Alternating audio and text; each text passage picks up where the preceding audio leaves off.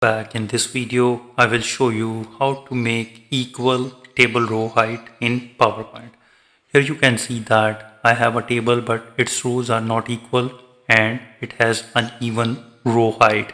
So how you can fix it? For this you need to select the entire table rows and now head to the layout on the top menu bar and here you will see that height.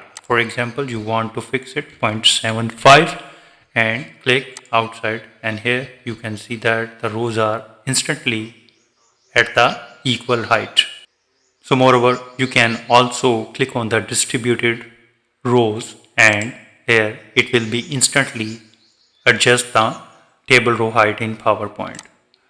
So this is pretty simple and easy. I hope you understand how you can make equal table row height in PowerPoint. If you think this video is helpful, please support my channel. Thanks for watching.